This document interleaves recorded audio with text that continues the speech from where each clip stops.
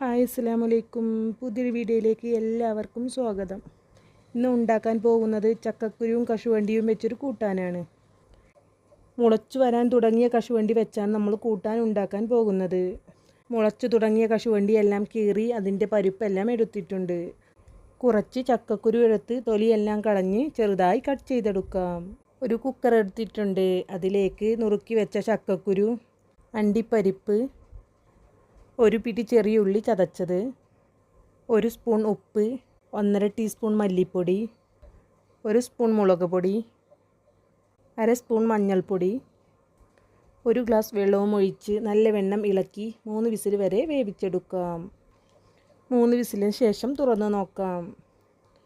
എല്ലാം വെന്ത് വന്നിട്ടുണ്ട്.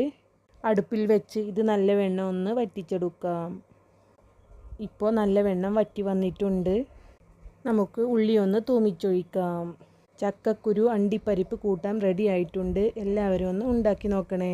പുതിയൊരു വീഡിയോയുമായി വീണ്ടും കാണാം. വീഡിയോ ഇഷ്ടമായാൽ ലൈക്ക് ചെയ്യണേ. സബ്സ്ക്രൈബ് ചെയ്യാതെ കാണുന്ന കൂട്ടുകാരെല്ലാവരും ഒന്ന് സബ്സ്ക്രൈബ് ചെയ്ത് സപ്പോർട്ട് ചെയ്യണേ.